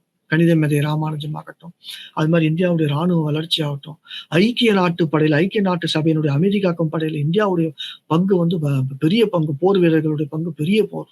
கிட்டத்தட்ட 47 ஆபரேஷன்ல இந்தியாவுடைய பார்ட்டிசிபேஷன் இருக்கு. இந்தியா வந்து பங்கு பெற்றிருக்கு ஐக்கிய நாட்டு சபையோட அமைதி காக்கும் படையில. அது மாதிரி பொருளாதார வளர்ச்சியும் வந்து ஒரு நல்ல ஒரு சிறப்பான லெவல்ல வந்து போயிட்டு இருக்கு அப்படிங்கிறது நீங்க human development index, gross domestic product இது எல்லாமே ஒரு கொரோனா காலகட்டத்தினால இப்போ வந்து பின்தங்கி இருக்கு அப்படின்னு சொல்லிட்டு பார்க்குறோம். மற்றபடி எல்லா லெவலுமே ராணுவ வளர்ச்சி, பொருளாதார வளர்ச்சி அப்படின்னு சொல்லிட்டு பார்க்குறப்ப எல்லாமே வந்து உங்களுக்கு மேல் நோக்கி தான் போயிட்டு இருக்கு அப்படின்னு சொல்லி இதெல்லாம் வந்து உங்களுக்கு பேக்ரவுண்ட். அதாவது பனிப்போருக்கு பிறகு என்னென்ன தீவிரவாதம் ஏற்கனவே நம்ம பார்த்துக்கோம். உங்களுக்கு பல இடங்கள் ஆப்கானிஸ்தான்ல இப்போ வந்து அமெரிக்காவுடைய வித்ட்ராயல் ஆஃப் ஃபோர்ஸஸ் ராணுவ படைகள்லாம் வித்ட்ரா பண்ணதுக்கு அப்புறம் இப்போ பார்த்தீங்கன்னா உங்களுக்கு தலிபான்கள் வந்து மறுபடியும் ஆட்சியில் உட்கார்றாங்க. ஆனா இப்போதைக்கு ஒரு கொஞ்சம் மாடரேட்டா இருக்காங்க. ஆப்கானிஸ்தானுக்கும் பாகிஸ்தானுக்குமே அவர் சன்னீஸ், ஷியாயிட்ஸ் அப்படின்னு சொல்லிட்டு 2 பிரிவுகள் இருக்கு. இந்த 2 பிரிவுகள்லையும் பார்த்தீங்க அப்படின்னாக்கா இப்போ ISIS அப்படின்னு சொல்லிட்டு ஒரு தீவிரவாத இயக்கம் இருக்கு. முஜாஹிதீன் அப்படின்னு சொல்லிட்டு ஒரு தீவிரவாத நிறைய இயக்கங்கள் இருக்கு. அல் கொய்தா ISIS அப்படின்னு சொல்றது Islamic state for Iraq and Syria அப்படின்னு சொல்லுவாங்க. ஈராக்லயும் சிரியாவிலையும் ஒரு இஸ்லாமிய அரசு உண்டாகணும் அப்படின்னு. இந்த இயக்கத்துல இருக்கக்கூடிய 30,000 பேர் யாரு அப்படின்னு சொல்லிட்டு பார்த்தோம் அப்படின்னாக்கா சதாம் ஹுசேனுடைய பாத் பார்ட்டியினுடைய அந்த அரசியல் கட்சியினுடைய முன்னாள் உறுப்பினர்கள். இவங்க தான் ISISல தீவிரவாதிகள் அப்படின்ற பேரை வந்து சுமந்துக்கிட்டு இருக்கிறாங்க அப்படின்னு சொல்லிட்டு. ஸோ இன்னைக்கு வேர்ல்ட் லெவல்ல பாத்தீங்க அப்படின்னாக்கா பாகிஸ்தான் கிட்ட ஒரு நியூக்ளியர் ஆர்சனல் சொல்லுவோம், அணு ஆயுத கிடங்கு இருக்கு. பாகிஸ்தான் பக்கத்துல ஆப்கானிஸ்தான். அந்த அணு ஆயுத கிடங்கு பாத்தீங்க அப்படின்னாக்கா தலிபான்கள் கையில கிடைச்சது அப்படின்னாக்கா ஒட்டுமொத்த உலக அமைதிக்கே அது வந்து பங்கத்தை விளைவிக்கும் அப்படின்னு சொல்லிட்டு நம்ம பார்க்கணும். ஆப்பிரிக்கால இன்னொரு நிறைய இஸ்லாமிய தீவிரவாதங்கள் இருக்குது வந்து பாத்தீங்கன்னா. மத ரீதியாக இன்னொரு புத்தகம் வந்து சாமுவேல் ஹண்டிங்டன் அவர்களால் எழுதப்பட்ட clash of civilisation and remaking of world order அப்படின்னு. அதாவது அடுத்து வரக்கூடிய உலக போர் எப்படி இருக்குன்னா இரு வேறுபட்ட கலாச்சாரங்களுக்கு இடையேயான போர் அல்லது மதங்களுக்கு இடையேயான போராக தான் இருக்கும் அப்படின்னு. முன்னால வந்து ஆட்சி, அரசு, இடத்துக்கு இட உரிமைக்காக நடந்தது அப்படின்னு. அடுத்து வரக்கூடிய போர் அப்படின்னு சொல்லிட்டு பார்த்தோம்னா இதன் மூலமா தான் இருக்கும். ஸோ இந்த தீவிரவாதம் அப்படிங்கிறதுக்கு நிறைய அந்த ஹேக்கிங்லாம் இப்போ வந்து டைரக்டா வந்து அட்டாக் பண்ணணும் அப்படின்னு சொல்லிட்டு அவசியம் கிடையாது. மனுஷன் பிடிக்கல, ஒரு குறிப்பிட்ட மதம் பிடிக்கல, டைரக்டா அட்டாக் பண்ண அவசியம். ஒரு கம்ப்யூட்டர்ல கை வச்சாலே இப்போ என்டையர்லி வேர்ல்டு லெவல்ல எல்லாத்தையுமே நம்ம ஸ்டாப் பண்ண. ஸோ தீவிரவாதம் எழ எழ எல்லா நாடுகள்லையும் வந்து அதை ப்ரொடெக்ட் பண்றதுக்கு பார்த்தீங்க அப்படின்னாக்கா உங்களுக்கு மனித உரிமை குழுமங்கள் அதிகமா வந்துட்டு இருக்கு. இங்க பார்த்தீங்க அப்படின்னாக்கா மாநில ஸ்டேட் ஹியூமன் ரைட்ஸ் கமிஷன் அப்படின்னு சொல்லிட்டு உங்களுக்கு தானே இருக்கு. அது மாதிரி தேசிய அளவில் NHRC national human rights commission. அது மாதிரி ஐக்கிய நாட்டு சபையில பாத்தீங்க அப்படின்னாக்கா ஆம்னஸ்டி இன்டர்நேஷனல் அப்படின்னு சொல்லுவாங்க. ஐக்கிய நாட்டு சபையில பாத்தீங்கன்னா உங்களுக்கு மனித உரிமைகளுக்குன்னு தனியா ஒரு டிபார்ட்மெண்ட்டே இருந்துருக்கு. அதே மாதிரி இது எப்படி வந்து தீவிரவாதம் அப்படிங்கிற ஒரு கான்செப்ட் படிக்கிறோமோ, அதாவது பனிப்போருக்கு பிறகு அது மாதிரி மனித உரிமைகள் சம்பந்தப்பட்ட கழகங்கள், கமிஷன்கள், ஒரு அமைப்புகள் நிறைய வந்துட்டு இருக்கோ, அதே மாதிரி சுற்றுப்புற சூழல் குழுமங்களும் நிறைய வந்துட்டு. இன்னைக்கு Abdul Kalam the great ever president, former president of India, ஒரு ஆக்டர் மூலமா பார்த்தீங்கன்னா பல ஆயிரம் மரங்களை வந்து நடணும் அப்படின்னாக்கா அது வரக்கூடிய ஒரு இளைய சமூகம், யங்கர் ஜென்ரேஷன் பார்த்தீங்கன்னா வாழ்வாங்க வாழ்க்கையை வாழ்வதற்கு எது வழிவகுக்கும் அப்படின்னு பார்த்தோம் அப்படின்னாக்கா மரங்கள் நடுறது. அதற்கும் பார்த்தீங்கன்னா கிளைமேட் சேஞ்ச் வந்து அண்டார்டிகா, நீங்க டைட்டானிக் படத்துல கூட நீங்க பார்த்துருப்பீங்க. பெரிய கிளேஷியர்லாம் ஒரு ஐஸ் பாறை இருக்கும். அந்த மாதிரி அந்த பாறைகள்லாம் வந்து உருக ஆரம்பிக்கும். அப்படி ஏன்னா பூமியோட டெம்பரேச்சர் அதிகமாகுது. ஏன் டெம்பரேச்சர் அதிகமாகுது அப்படின்னு சொல்லிட்டு பார்த்தோம் அப்படின்னாக்கா குளோரோஃப்ளோரோ கார்பன்ஸ், இந்த ஆட்டோமொபைல்ஸ் இதுல இருந்து இருக்கக்கூடிய புகையெல்லாம் அதிகமா போறதுனால உங்களுக்கு பூமியுடைய தட்ப வெப்பநிலை வந்து அதிகமாகுது. அதனால அண்டார்டிகால இருக்கக்கூடிய பாறைகள், ஐஸ் பாறைகள்லாம் உருகி அதன் மூலமா சீ வாட்டர், கடலுடைய அளவு பார்த்தீங்க அப்படின்னாக்கா அதிகரித்து கொண்டே இருக்குது அப்படின்னு சொல்லிட்டு. ஏன்னா 76% வந்து உலகம் முழுக்க ஆக்குப்பை பண்ணி இருக்கிறது பார்த்தீங்க அப்படின்னாக்கா நீர் தான். நீரின்றி அமையாத உலகு அப்படின்னு சொல்லுவாங்க. ஆனா இன்னொரு பக்கம் நீரால தான் வந்து அடுத்தது ஒரு அழிவு இருக்கு அப்படிங்கிறதையும் பல்வேறுபட்ட தத்துவ விஞ்ஞானிகள் வந்து நமக்கு சொல்லியிருக்கிறாங்க. இன்னைக்கு நான் ஏற்கனவே சொல்லியிருந்தேன் உங்களுக்கு, தென் அமெரிக்க நாடுகள், அதுல பிரேசில், அர்ஜென்டினா, அந்த மாதிரி அரபு நாடுகள் வந்து நிறைய பொருள் உற்பத்தி வந்து அதிகமாகுது. இப்ப இந்த காலகட்டத்துல பெட்ரோல்லாம் வந்து விலை அதிகமா இருக்கு, டீசல் விலை அதிகமா இருக்கு. இதெல்லாம் பார்த்தீங்க அப்படின்னாக்கா, இந்த பணம்லாம் இப்ப எங்க போகும் அப்படின்னு பார்த்தோம் அப்படின்னா, ஏன்னா அரபு நாடுகள் தான் இப்ப நம்ம நாட்டுல எப்படி வந்து மண்ண தோண்டுனோம்னா தண்ணி வருதோ, அந்த மாரி அரபு நாடுகள்ல மண்ண தோண்டுனாலே வந்து க்ரூட் ஆயில் வரும். ஸோ அரபு நாடுகளில் இருக்கக்கூடிய நாடுகள், அது மாரி வந்து லத்தீன் அமெரிக்க நாடுகள், மேல நார்த் அமெரிக்கா, கீழ சவுத் அமெரிக்கா. அந்த லத்தீன் அமெரிக்கா நாடுகளில் இருக்கக்கூடிய சிறு சிறு நாடுகள், அது மாரி Uzbekistan, central Asian countries, Uzbekistan, Tajikistan, Turkmenistan இந்த மாரி நாடுகள் இருக்கக்கூடிய இயற்கை வாயுக்கள். ஆ அந்த மாரி இப்ப ஆஸ்திரேலியா, பல ஐரோப்பாவில் இருக்கக்கூடிய சிறு சிறு நாடுகள், ஸ்காண்டினேவியன் கண்ட்ரீஸ் அப்படின்னு சொல்லுவாங்க. ஸ்வீடன், டென்மார்க் இந்த மாரி நாடுகள். இவங்கலாம் பார்த்தீங்க அப்படின்னாக்கா, கொஞ்சம் கொஞ்சமா தங்களுடைய பொருளாதார உற்பத்தியை பெருக்கிக் கொண்டிருக்கின்றன. அதன் மூலமாக உலக வளங்களுடைய உற்பத்தியும் வந்து அதிகமாயிட்டு இருக்கு அப்படின்னு சொல்லிட்டு நம்ம பார்க்குறோம். ஸோ இதான் வந்து சக்தி மிக்க நாடுகள் அப்படின்னு சொல்லிட்டு அவங்களுடைய ரோல் அப்படின்னு சொல்லிட்டு. அ இன்னைக்கு இருக்க காலகட்டத்தில உங்களுக்கு 1991ல இந்தியாவுக்கு உலகமயமாக்கல் வந்து காங்கிரஸ் பீரியட்ல வருது. லிபரலைசேஷன், குளோபலைசேஷன், பிரைவேடைசேஷன் எல்பிஜின்னு சொல்லுவாங்க. கேஸ் இருக்குல்ல எல்பிஜி. அந்த மாரி வந்து உலகமயமாக்கல், தனியார்மயமாக்கல் அப்படின்னு. உலகமயமாக்கல், தனியார்மயமாக்கல், சுதந்திரமயமாக்கல். இந்த உலகமயமாக்கல நம்ம சாதாரணமா சொல்றேன். ஒரு 10, 15 வருஷத்துக்கு முன்னாடிலாம் நீங்க ஒரு ஃபோன் கால் பண்ணோம்னா ரூ. 7 ரூ. 10 ஆகும். இந்த உலகமயமாக்கல் அப்படிங்கிறது மூலமா கம்யூனிகேஷன் டெக்னாலஜி, தகவல் தொடர்பு அப்படிங்கிற ஒரு துறை ஒரு மாபெரும் ஒரு ஒரு பிரேக் த்ரூ வந்திருக்கு அப்படின்னு சொன்னாக்கா அது மிகையாகாது. ஓகே. ஸோ உங்களுக்கு பிரைவேட்டைசேஷன், ஏன்னா இப்ப அரசாங்கம் நேஷனலைசேஷன், உங்களுக்கு சிம்பிளா சொல்லப் போனாக்கா அதுக்காக கவர்மெண்ட்டுக்கு எதிரா பேசல. ஒரு கவர்மெண்ட் பஸ் எடுத்துக்கங்க, பிரைவேட் பஸ் எடுத்துக்கங்க. ஒரு கவர்மெண்ட் ஆஃபீஸ் போங்க, ஒரு பிரைவேட் ஆஃபீஸ் போங்க. ஒரு கவர்மெண்ட் ஹாஸ்பிட்டல் போங்க, ஒரு பிரைவேட் ஹாஸ்பிட்டல் போங்க. ஓகே. அரசாங்கத்துக்கு எதிராக நான் பேச கிடையாது. என்னதான் இருந்தாலும், அதாவது இது வந்து என்னன்னா சர்வைவல் ஆஃப் த ஃபிட்டெஸ்ட் அப்படின்னு சொல்லிட்டு சார்லஸ் டார்வின் அவர் சொல்லுவார். பரிணாம கோட்பாடுல ஆரிஜின் ஆஃப் ஸ்பீசிஸ் அப்படிங்கிற புத்தகத்துல அ சார்லஸ் டார்வின் எழுதியிருப்பார். சர்வைவல் ஆஃப் த ஃபிட்டெஸ்ட் அப்படின்னு. ஸோ தனி மனிதர்கள் உங்களுக்கு நெறைய ஒரு சக்தி இருக்கு, திறமை இருக்கு அப்படின்னாக்கா நம்ம வந்து வளரலாம் அப்படிங்கிறது தான் இந்த உலகமயமாக்கல், தனியார்மயமாக்கல் அப்படிங்கிறது. இன்னைக்கு வந்து இதனுடைய பெனிஃபிட் அப்படின்னு சொல்லிட்டு பார்த்தா, என்னோட அவுட்கம் என்று பார்க்கின்ற பொழுது, எங்கேயோ ஒரு நாட்டுல பிரேசில்லயோ, ஆஸ்திரேலியாவிலயோ ஏதாவது ஒரு இசை தட்டு வெளியிடப்படுகிறது. ஒரு நல்ல மியூசிக் வெளியிடுறாங்கன்னா, அடுத்த ஒரு 10 நிமிஷத்துல பதிவிறக்கம் செய்து நம்ம அந்த இசைய வந்து ரசிக்க முடியுது. இப்போ இப்ப ஃபார் எக்ஸாம்பிள் உங்களுக்கு ரஷ்யாவிலயோ, இல்ல சைனாவிலயோ, இல்ல தொலைதூரத்தில் இருக்கக்கூடிய ஐஸ்லேண்ட்லயோ, ஸ்வீடன்லயோ, நார்வேலயோ, அ ஆப்பிரிக்க நாடுகள்லயோ ஒரு புத்தகம் வெளியிடப்படுகிறது அப்படின்னாக்கா, ஒரு வாரத்துல அந்த புத்தகத்த வந்து இது எல்லாத்துக்கும் என்ன காரணம் என்று பார்க்கின்ற பொழுது உலகமயமாக்கல்.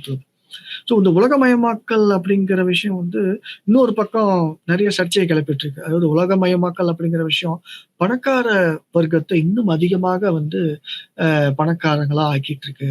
ஏழை மக்கள இன்னும் ஏழையா ஆக்கிட்டு இருக்கு அப்படின்னு சொல்லுவாங்க. பட் நான் அத ஒத்துக்க மாட்டேன். ஏன் அப்படின்னாக்கா, இன்னைக்கு நெறைய விழிப்புணர்ச்சி இதன் மூலமா தகவல் தொடர்பு நான் சொன்னேன் இல்லையா? அதன் மூலமாக இருக்கக்கூடிய ரெவல்யூஷன் புரட்சி அப்படின்னு பார்க்கிறப்ப உங்களுக்கு மொபைல் மூலமா WhatsAppல இருக்கக்கூடியது நெறைய விஷயங்கள் தெரிஞ்சுக்கிறேன். கிராமத்துல இருக்கவங்க நெறைய விஷயங்கள் தெரிஞ்சுக்கிறாங்க. உக்ரைன்ல போராமை, என்ன ரஷ்யா இப்படி பண்ணுது, என்ன அமெரிக்கா இப்படி பண்ணுது, எல்லாமே வருது. மொபைல்ல வருது, டிவில வருது. இல்லையா? இது எல்லாமே உங்களுக்கு பார்த்தீங்க அப்படின்னாக்கா எல்லார் கையிட்டயுமே இருக்கு. ஸோ இதுவும் வந்து ஒரு வரவேற்க தகுந்த ஒரு விஷயம். ஸோ தற்போதைய உலக முறைமை என்று நீங்கள் பார்க்கிற பொழுது, அ பல துருவ உலக முறைமை இருக்கு அப்படின்னு சொல்லிட்டு நம்ம பார்க்குறோம். பல துருவம் அப்படின்னு சொல்லிட்டு பார்க்குறப்ப உங்களுக்கு பல சிறிய சிறிய நாடுகள் பெருமளவுக்கு வளர்ச்சி பெற்று வருது அப்படின்னாக்கா, அது சந்தேகத்துக்கு இடம் இல்லாம ப்ரூவ் பண்ணிருக்கு. சைனா ஒரு பக்கம் பயங்கர எமர்ஜ் ஆயிட்டு இருக்கு. இந்தியா ஒரு பக்கம் எமர்ஜ் ஆயிட்டு இருக்கு. சில நாடுகள் வந்து தோல்வியும் தழுவிட்டு இருக்கு. ஸ்ரீலங்கா போன்ற நாடுகள் வந்து ஒரு பொருளாதாரத்துல கீழ்நிலைய சந்திச்சுட்டு இருக்குன்னு சொல்லி. இன்னைக்கு அமெரிக்கா வந்து ஒரு ஒரு சக்தி மிகுந்த நாடா அப்படின்னு சொல்லிட்டு பார்க்கிறப்ப, அ அதால வந்து அ இன்னும் மேற்கொண்டு அதால செயல்பட முடியல. ஈக்குவலா ரஷ்யா வருது. இப்ப அமெரிக்காவுக்கு தாண்டி பார்த்தீங்க அப்படின்னாக்கா, உங்களுக்கு சைனா வந்துட்டு இருக்கு. சைனா நான் சொன்னேன் இல்லையா? 3 கண்டத்துல வந்து இருக்கக்கூடிய 60க்கு மேற்பட்ட நாடுகள்ல ஒரு மேரிடைம் சில்க் ரோடு போட்டுட்டு இருக்கு அப்படின்னு சொல்லி. இப்போதைக்கு பார்த்தீங்க அப்படின்னாக்கா, ஒருமுக கொள்கையா, பலதுருவ கொள்கையா அல்லது இருதுருவ கொள்கையா என்று பார்க்கின்ற பொழுது, பலதுருவ கொள்கை அப்படின்னு இந்தியா ஒரு பக்கம், சைனா ஒரு பக்கம், அமெரிக்கா இருக்கு. அது மாரி பிரான்ஸ் ஒரு பக்கம், ஜெர்மனி ஒரு பக்கம். எல்லா நாடுகளும் தாங்களும் வந்து வல்லரசு நாடுகளா ஆகணும் அப்படிங்கிற இது வந்து ஒரு நல்ல விஷயமா தான் படுது அப்படின்னு சொல்லிட்டு நம்ம பார்க்கிறோம். ஸோ இதுவரைக்கும் உங்களுக்கு பனிப்போருக்கு பின்னால நடந்த நிகழ்வுகள், அமெரிக்காவுடைய சக்தி, ரஷ்யா, சைனா, பிரான்ஸ், இந்தியா போன்ற எல்லா நாடுகளும் இருந்தது. மேற்கொண்டு வரக்கூடிய காலகட்டங்கள்ல அடுத்து இருக்கக்கூடிய பாடங்கள நம்ம புரிஞ்சுக்கிறோம். நன்றி.